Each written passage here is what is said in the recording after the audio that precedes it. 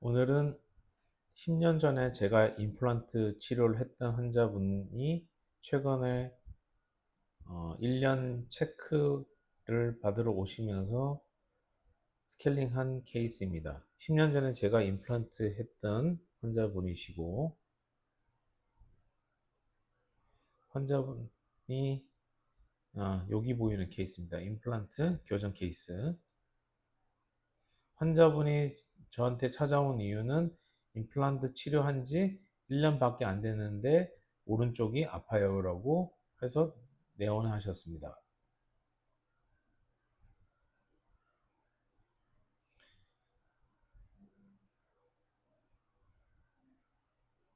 1년 전에 어떤 치료를 했는지 한번 보겠습니다.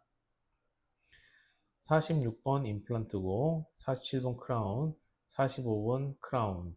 아마도 47번, 45번 브릿지 치료한 상황에서 46번 임플란트를 심은 거로 예상이 됩니다.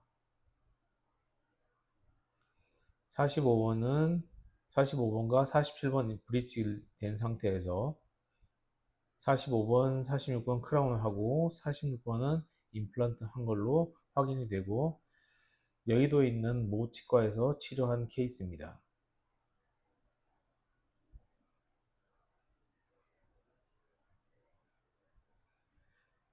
1년 만에 왜 오른쪽 아래 통증이 발생되었는지 한번 확인해 보겠습니다. 47번 상황을 보시면 앞쪽으로 기울어져 있고 잇몸 상태, 치주 상태가 굉장히 불량한 것으로 보입니다. 47번 K는 발치가 필요한 치아 상태로 판단되며 이 47번을 그대로 두고 크라운만 하고 이 좁은 공간에 임플란트를 식립한 걸로 보이고 그 결과 46번은 매우 비정상적인 치아 크기의 임플란트가 되어 있으며 당연히 47번 상태이기 때문에 통증이 발생된 것으로 판단됩니다. 1년 전에 하더라도 47번 지금 상태를 보면 기울어져 있고 잇몸 상태 안 좋은 걸로 보이기 때문에 1년 전 상태에서도 발치가 필요한 상태로 판단되며 아마도 환자분은 발치를 하기 싫어하기 때문에 환자를 위한 치료라고 어떻게 보면 포장한 다음에 치료한 걸로 보입니다. 47번을 발치하게 되면 임플란트가 두 개가 되고 그럼으로써 치료 비용이 높아지기 때문에 환자분한테는 47번을 살리겠다고 하고 이 좁은 공간에 임플란트를 심어서 돈을 벌겠다는 생각으로 치료한 걸로 보입니다.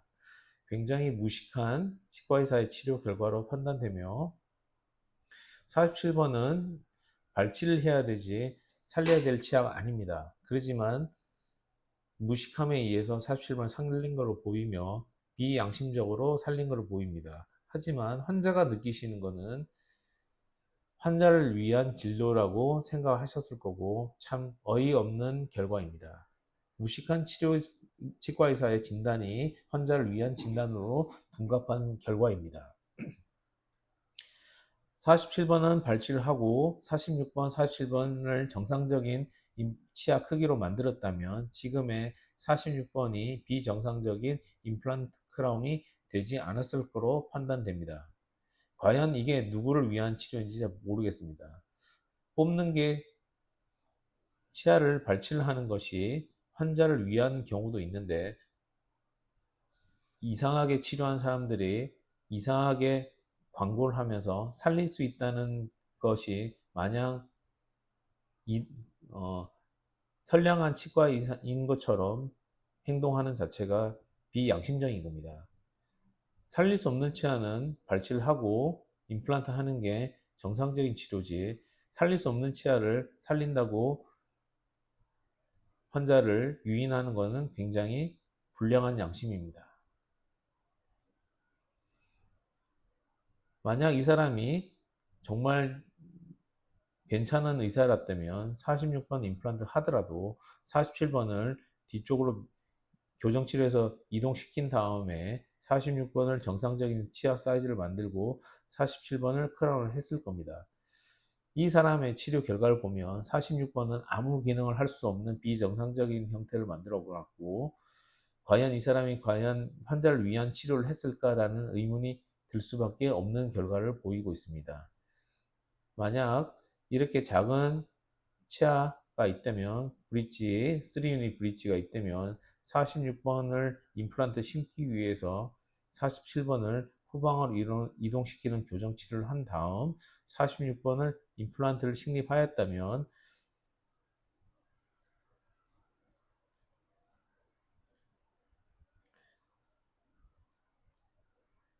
치료 전에 비정상적인 치아가 정상적인 치아 크기로 형태로 만들어질 수 있지만, 교정 치료도 고려하지 않았고 단지 빈 공간에 임플란트를 심었다는 걸 보면 이 사람은 환자를 위한 치료가 아니라 자신만의 돈을 벌기 위한 치료라고 판단할 수밖에 없습니다.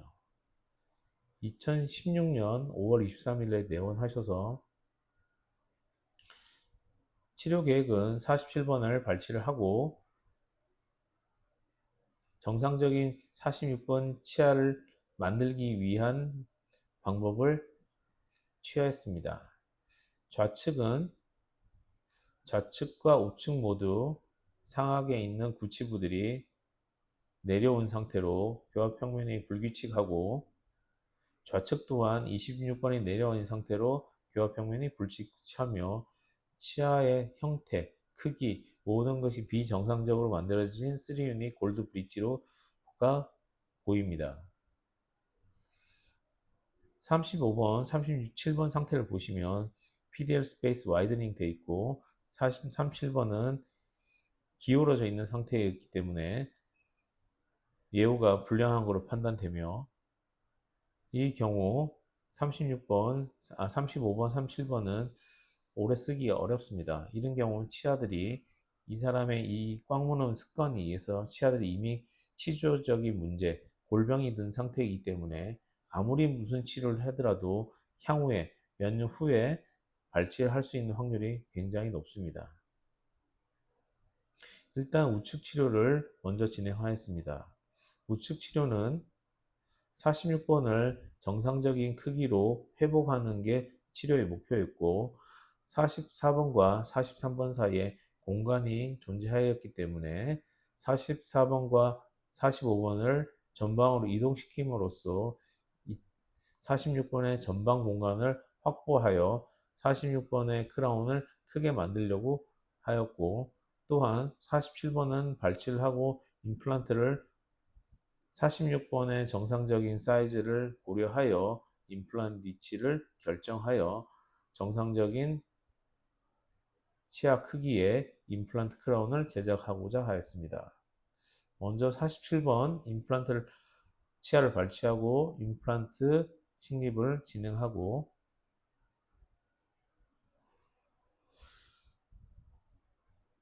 47번을 먼저 식립하였습니다. 그리고 46번 임플란트를 이용해서 45번과 44번을 전방으로 이동시킴으로써 이 공간을 없앰으로써 이쪽 공간을 확보하게 됩니다. 결국 44번과 45번이 전방 이동함으로써 46번과 45번 사이에 공간이 발생되었고, 그 결과 46번의 임플란트 크라운은 정상적인 크기로 제작할 수 있는 상황이 되었습니다. 상악에 불규칙한 교합평면이 있었기 때문에 17번, 16번, 15번까지 크라운 치료를 진행하여 규칙적인 교합평면을 형성하였습니다.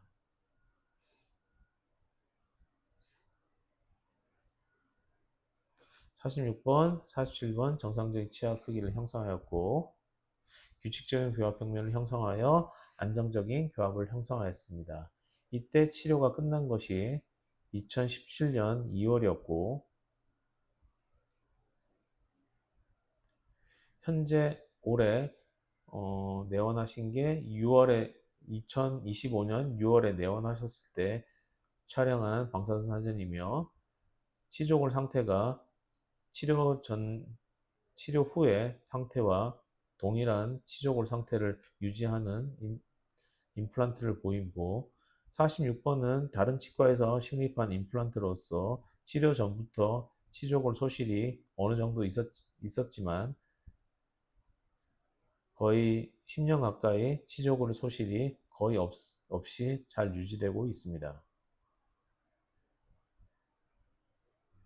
하지만 이분의 이력광물 스칸에 의해서 47번 세라믹이 파절되어 있으며 이것은 PFM 크라운의 결정적인 단점입니다. 그리고 공간을 교정 치료로서 없앴지만 공간이 조금 벌어진 게 관찰이 됩니다. 좌측 치료는 35번, 37번 골드 브릿지를 신경 치료하고 크라운 치료를 진행하고 36번은 임플란트 식립하고 26번은 신경 치료와 크라운 치료를 진행하기로 하였습니다. 26번 자체가 아래로 내려와 있기 때문에 규칙적인 교합평면을 형성하기 위해서 근관 신경치료와 크라운 치료를 진행하기로 하였고 그 이유는 이미 치아 상태가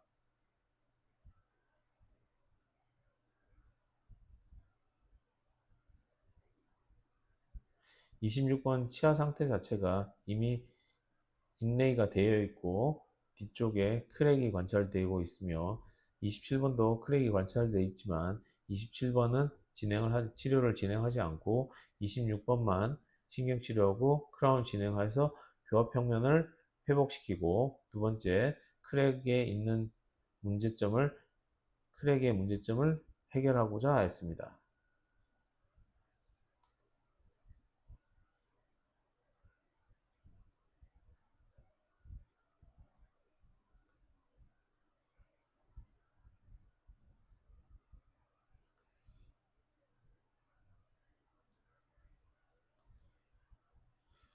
37번 골드 브릿지를 제거한 상태의 치아 상태를 보시면 안에 있는 치아 우식이 굉장히 심해서 신경치료를 할 수밖에 없는 상태일 뿐만 아니라 이미 이를 깎는 거에서 치주적 상태가 너무 안 좋기 때문에 발치 가능성이 굉장히 높은 상태이지만 환자분은 발치를 원하지 않고 크라운 치료를 진행하기를 원하셨습니다.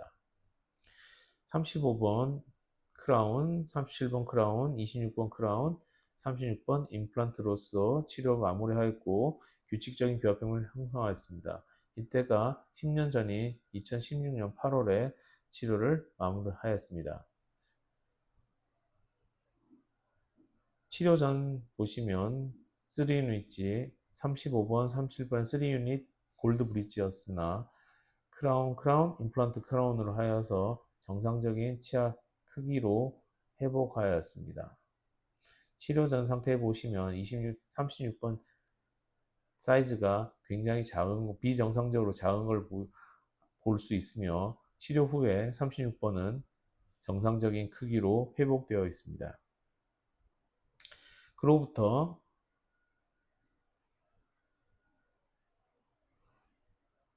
3개월 후에 37번에 치근 파절이 발생되어 발치가 필요한 상태가 되었고, 처음 말씀드렸듯이 이렇게 치주적으로 골병이 든 치아들은 오랜 시간을 과도한 힘에 의해서 망가져 있기 때문에 치료 결과가 썩 좋지 않습니다. 그로부터 발치한 치아를 보시면 까맣게 보이는 게 치근 파절에 의해서 발생된 치조골 파괴 염증 소견이며 발치한 치아를 보시면 치아 뿌리를 따라서 크랙 라인이 파절산이 이렇게 관찰되고 있습니다. 이처럼 치근 파절에 의해서 잇몸 상태도 나빠질 뿐만 아니라 과도한 교합력에 의해서 치근 파절이 발생됩니다. 그처럼 이를 꽉 무는 것이 치아 크랙을 발생할 뿐만 아니라 크랙이 진행돼서 치근 파절이 발생되고 그로 인하여 발치를 할 수밖에 없는 상황이 생길 수밖에 없습니다. 37번 임플란트를 식립하였는데 불과 몇 개월, 6개월 만에 27번 치아가 아래로 내려와 있어서 맹출한 결과로 이 상태에서 37번 임플란트 크라운을 하게 되면 문제가 교합에 맞지 않을 뿐만 아니라 36번과 37번 사이에 높이 차이가 발생하기 때문에 음식물이 낄 뿐만 아니라 27번과 37번 사이에 교합 간섭이 발생되기 때문에 27번을 정상적인 교합평면 상태로 올리기 위해서 교정 치료를 진행하였습니다. 교정 치료를 진행하여 27번의 위치를 정상적인 규칙적인 교합평면상에 위치시키고 37번 임플란트 크라운을 치료를 진행하여 규칙적인 교합평면과 정상적인 형태의 지르코니아 크라운을 제작할 수 있었습니다. 그로부터 2017년 10월에 치료가 끝났는데 그로부터 7.5년 후에 2024년 드디어 35번의 치아에 치근 파절이 발생되었고 치근 파절로 인하여 치조골이 협측, 치조골이 거의 소실되어 있음을 알 수 있고 얇게 남아있는 요 치조골밖에 없는 상태입니다. 그러니까 바깥쪽 치조골은 전혀 없는 상태의 상황이 되었습니다. 치근 파절은 빠른 시간 내에 회복하지 않으면 이처럼 많은 치조골이 파괴되기 때문에 치근 파절이 있으면 조속히 발치를 하고 임플란트 식립하는 게 정답입니다. 35번 치아 발치 후 즉시 임플란트 식립하여 35번 수술하였고 2024년 4월에 35번 임플란트 크라운을 완성하였습니다. 25년 모습을 보시면 27번에 처음에 예상됐던 크랙 라인 때문에 환자분의 씹을 때마다 증상이 생겨서 이 크라운을 하기로 결정하여 27번만 신경치료하고 크라운을 진행하였습니다. 이때는 지르코니아 크라운입니다. 요거는 PFM 크라운입니다. 2016년에 치료가 끝난 임플란트를 상태 보시면 치조골 상태가 잘 유지되어 있고 17년에 식립한 임플란트 또한 잘 유지되고 있으며 불과 2년밖에 안 된 임플란트지만 이 부분도 치조골이 잘 유지되고 있습니다. 10년간의 치조골의 상태가 잘 유지되고 있음을 알 수 있고 임플란트 식립을 보시면 앞에 치아와 임플란트 식립 방향이 다 똑같이 평행한 것이 굉장히 수술을 잘한 케이스입니다. 이거는 실력이 좋지 않은 사람들이 할 수 없는 그런 치료 결과입니다. 10년간의 치료 결과를 보시면 우측은 정상적인 치아 형태를 회복하기 위해서 치료를 진행하였고 그로부터 치조골 상태가 10년 동안 안정적으로 유지되고 있으며 단지 PFM 크라운의 단점인 세라믹 프랙처만 파절만 관찰되고 있습니다.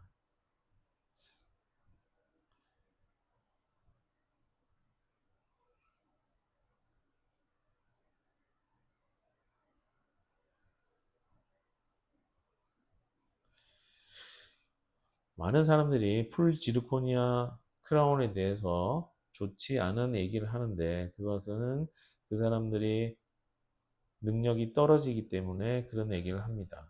PFM, PFG, 리튬 다이실리케이트 프레스트 지르코니아 크라운 자체는 골드 크라운도 마찬가지입니다. 치명적인 단점이 있습니다.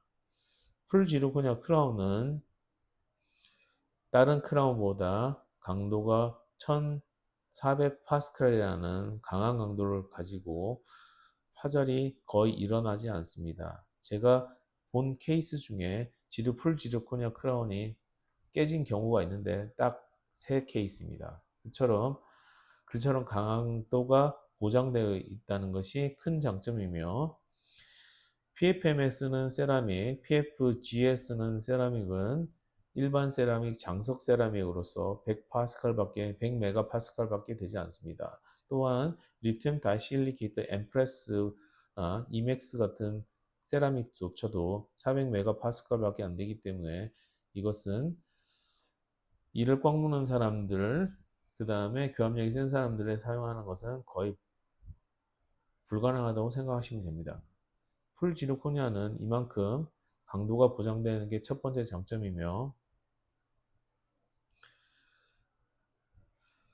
단점을 보시면 PFN과 PFG, 리튬 다이실리케이트 프라스트 지르코니아의 단점은 이것은 모두 사람 손으로 제작하기 때문에 작업이 부정할 수밖에 없습니다. 사람의 손으로 하는 것은 이미 그 저항도가 굉장히 떨어지기 때문에 첫 번째에 하는 석고 모형을 마운팅하는 교합기에다 마운팅하는 과정이 필요한데 이 과정이 가장 오차가 많이 발생되는 과정으로서 기공사의 손으로 하며 또한 이 마운팅은 기공실의 가장 초짜인 기공사들이 주로 하기 때문에 그처럼 더 오차가 많이 발생되는 과정이기 때문에 이 과정을 저는 믿을 수가 없습니다. 카보 교합기를 쓰든 하나호 교합기를 쓰든 짝짝이 교합기를 쓰든 이런 문제는 기공사의 손해에서 마팅되기 때문에 결국 가장 큰 오차를 발생시킬 수밖에 없으며 교합이 그만큼 달라질 수밖에 없다는 거죠. 교합기에 마운팅하는 자체가 매우 부정확합니다. 두 번째는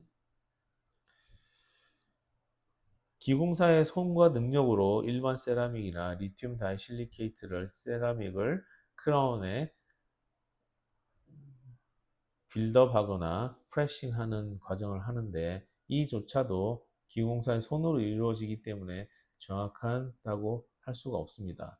왜냐? 이 사람들이 교합을 모르기 때문에 세라믹을 어떻게 올리느냐에 따라서 교합이 달라지는데 그 교합은 치과의사가 컨트롤할 수가 없습니다. 왜냐? 풀 지르코니아 크라운은 그 디자인을 3D 디자인을 보고 수정할 수 있으나 이것은 기공사에 전적으로 기공사가 만들어 오기 때문에 그 결과물이 치과에 도착하기 전까지는 어떤 결과물인지 모를 정도로 기공사의 그 능력으로 제작되기 때문에 그 결과는 전혀 신뢰가 되지 않습니다. 왜냐? 교합을 전혀 모르는 사람들이 교합을 형성하고 있기 때문에 그것을 믿을 수가 없습니다. 즉, 마운팅에서 발생된 오차뿐만 아니라 교합을 모르는 사람들이 세라믹을 올리는 자체가 교합에 어떤 영향을 미치는지 뻔한 사실입니다. 불완전한 교합이 형성되고 그로 인해 교합 간섭이 발생될 수밖에 없습니다. 또한 크라운을 깨지거나 아니면 치료를 했는데 그 다음에 신경치료를 해야 될 경우 크라운을 재제약해야 될 경우가 발생됩니다. 그 경우 똑같은 교합으로 크라운을 만들 수 있느냐? PFM, PFG의 리튬 다이실리케이트 플라스트 지르코니아 크라운은 불가능합니다. 왜냐? 수작업을 하기 때문이죠. 수작업을 하기 때문에 매번 결과물이 매번 달라집니다. 하지만 풀 지르코니아 크라운은 디지털 데이터를 이용하기 때문에 똑같은 결과를 반복적으로 만들 수 있습니다. 뒤에 다시 설명드리겠습니다. 또한 PMMA 크라운으로 보통 교합을 확인하는 경우가 있는데 이 PMMA 크라운의 모양을 동일하게 PFM, PFG, 리튬 다이실리케이트 플라스틱 시리콘에는 제작할 수 없습니다. 왜냐? 수작업이기 때문이다. 굉장히 부정확한 수작업이기 때문에 불가능합니다. 디지털 데이터를 전적으로 이용하지 않는 인간의 손으로 하는 것은 전혀 신뢰가 할 수가 없습니다. 또한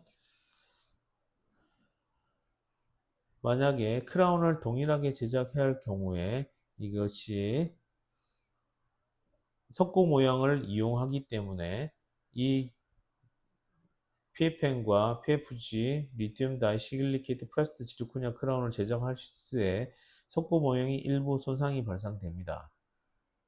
그러면 크라운을 제작하기 위해서는 치과에 본을 뜨기 위해서 치과를 방문해야 되고, 그럼으로써 방문 횟수가 증가되고 불편합니다.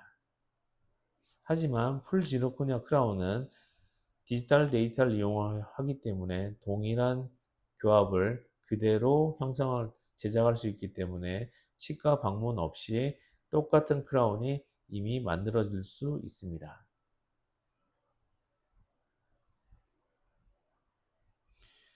뿐만 아니라 아무리 똑같이 만든다 하더라도 석고 모형에서 만약에 이런 치과도 있습니다. 그 석고 모형을 손상이 됐는데 다시 떠야 되지만 다시 뜯지 않아도 된다고 치과에서 말하는 거는 그 사람은 양심이 없는 겁니다.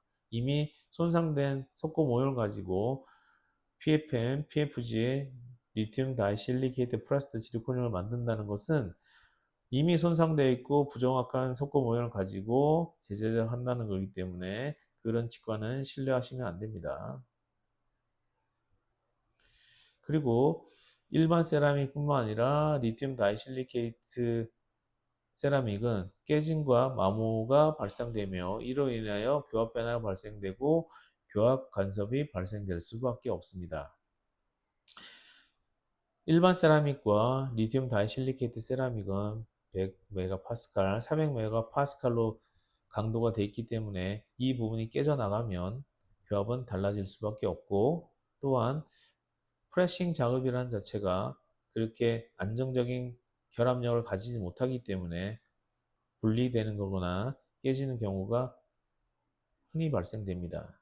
또한 마모가 일어났을 경우 보통은 상하계 구개교두, 하하계 협축교두, 기능교두라고 하는 교두에서 정적 교합이 형성되고, 그 부분에서만 일반 세라믹과 리튬 다이실리케이트 세라믹은 닳거나 깨지게 됩니다. 그러면 비정상적인 치아 형태인 리버스 커브 오브 윌슨이 형성되고, 이로 인하여 교합 간섭과 불완전한 교합이 발생될 수밖에 없습니다. 또한 PFM과 PFG 리튬 다이실리케이트 프레스드 지르코니아 크라운은 금속과 지르코니아 세라믹 위에 다시 세라믹을 입히거나 프레싱하는 형태이기 때문에 크라운의 두께가 두꺼워지고 그 결과 치아 삭제를 많이 하여야만 만들 수 있는 재료입니다. 하지만 풀 지르코니아 크라운은 강도가 1000메가파스칼을 가지고 있기 때문에 얇게 제작하여도 잘 깨지지 않고 얇게 제작할 수 있다는 것은 적은 치아 삭제량으로도 제작이 가능하다고 할 수 있습니다. 풀 지르코니아 크라운의 장점은 컴퓨터 기반으로 제작되기 때문에 매번 똑같은 데이터, 디지털 데이터, 치아를 본뜬 치아 스캔 데이터와 디지털 마운팅이라고 하는 정확한 데이터를 바탕으로 제작되기 때문에 교합 조절을 하는 양이 많지가 않고 교합도 정확하게 잘 맞습니다. 저 같은 경우는 디지털 교합 설계를 이용하여 기공사가 만들어 온 디자인을 제 스스로 수정하여 정상적인 치아 형태와 적절한 오버젯, 규칙적인 교합 평면, 규칙적인 압구 형태를 하기 때문에 교합 강도를 마이크로미터 단위로 또 조절할 수 있기 때문에 정확하고 안정적인 교합을 형성할 수 있습니다.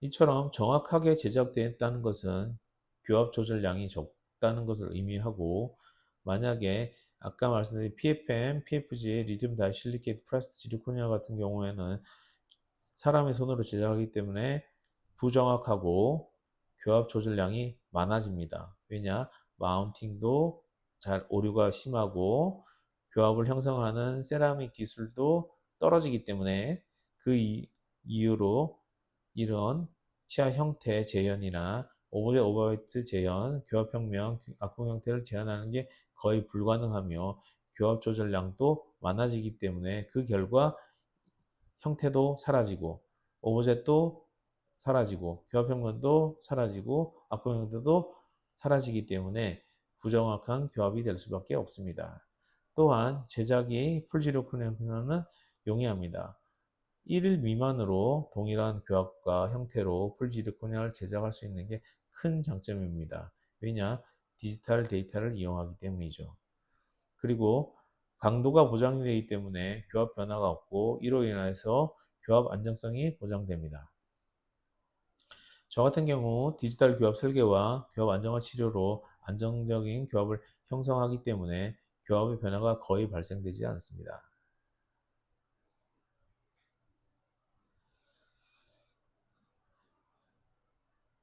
그리고 대합치 마모와 그 다음에 풀지로코네 크라운의 색상을 의심하는 사람들이 있는데 그거는 색상 먼저 대합치 마모를 먼저 설명드리면 풀지로코네 크라운은 정상적인 치아 형태 저 같은 경우입니다. 디지털 교합 설계로 제작을 제일 잘 하였을 때를 말씀드리는 기준으로 말씀드립니다. 모든 치과에서 이렇다는 건 아닙니다.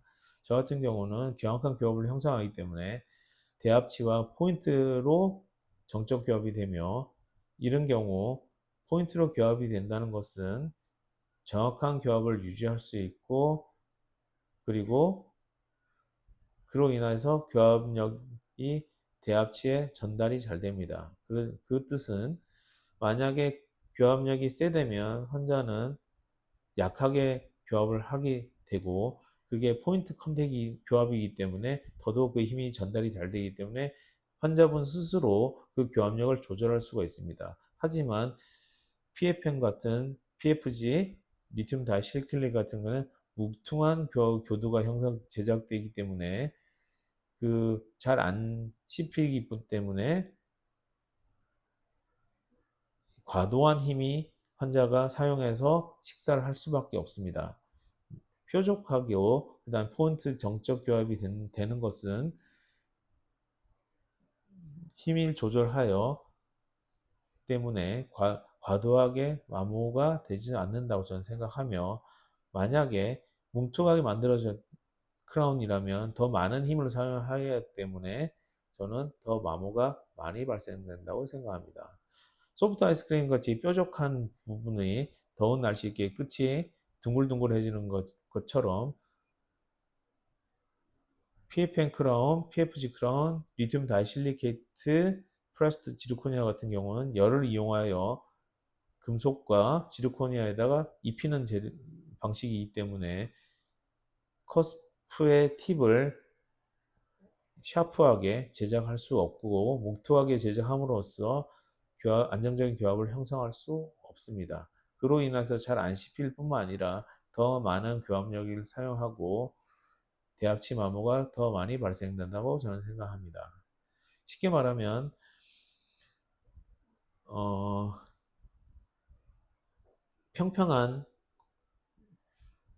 것으로 이렇게 누르면 힘이 더 많이 들어가는 겁니다. 두부를 손바닥으로 누르면 전체적으로 힘을 다 줘야 되고 그 힘을 많이 준다고 생각하시면 교합력이 더 높아집니다. 왜냐하면 손가락으로 두부를 찌를 때 푹푹 들어가지만 손바닥으로 눌렀을 때는 더 많은 저항감이 있는 거랑 똑같은 의미입니다. 또한 치아 색상을 보시면 그거는 치아 색상을 선택한 치과의사의 능력이기 때문에 풀 지르코니아 크라운이라고 해서 색상이 별로라는 것은 저는 받아들일 수가 없습니다. 17번, 47번 제가 치료한 거이고 풀 지르코니아 크라운입니다. 나머지 자연치고 비교해 보시면 치아 색상이 풀 지르코니아 크라운이 그다지 색상이 이상하지 않다는 것을 확인할 수 있습니다. 이것은 치과의사의 능력의 문제지 그 사람 모든 사람들이 풀지르코니아를 잘하지 못하기 때문에 일어나는 일입니다. 색상을 잘 선택한다면 풀지르코니아 크라운도 자연치만큼 색상이 나올 수 있습니다. 그렇다고 해서 PFM, PFG, 리튬 다이실리케이트가 그렇게 좋으냐? 색상이 그렇지 않습니다. 치아 삭제량 아까 말씀드렸듯이 치아 크라운이 두께가 두꺼워지면 질수록 치아 삭제량이 많아지기 때문에 PFM, PFG, 리튬 다이실리케이트, 프레스드 지르코니아는 치아 삭제량이 많아질 수밖에 없습니다. 본 케이스를 보시면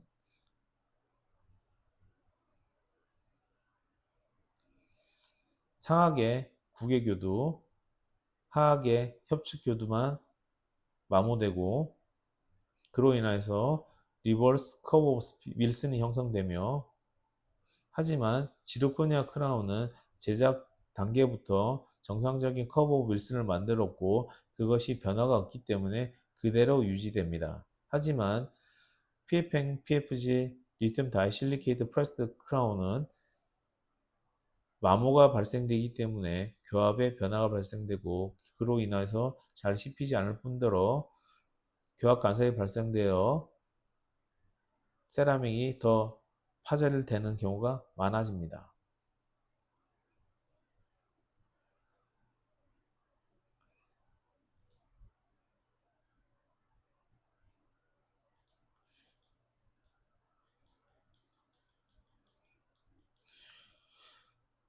PFM 크라운이고 버칼 쪽에 협측 쪽에 교두가 다 사라져 있고 커브 윌슨으로 형성되어 있으며 좌측은 36번만 PFM이고 7번, 5번은 지르코니아 크라운입니다.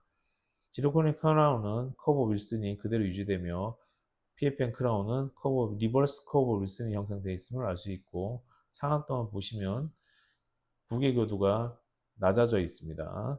협측 교도보다. 이 이유는 일반 세라믹은 마모가 되기 때문에 상하게 무게 교도가 다 닳아서 없어집니다.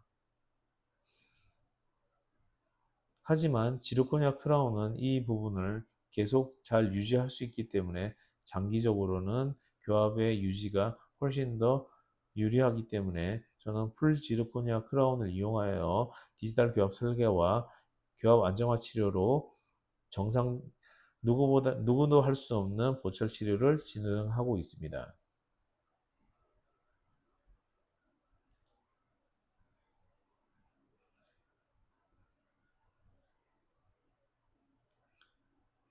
제가 최근에 치료를 마무리한 풀 지르코니아 크라운으로 풀 마우스 리해빌리테이션 전압 보철 치료를 한 케이스로 모든 것이 리버스 커버 윌슨을 그대로 유지하고 있으나 본 케이스는 PFM 같은 경우는 리버스 커버 윌슨으로 마모가 치세람의 마모에 의해서 리버스 커버 윌슨이 형성되고 있음을 보여줍니다. 이처럼 PFM 크라운과 PFG, 그 다음에 리튬 다이실리케이트 프레스트 지르코니아는 풀 지르코니아 크라운에 비하여 그렇게 좋은 점이 저는 없다고 생각합니다.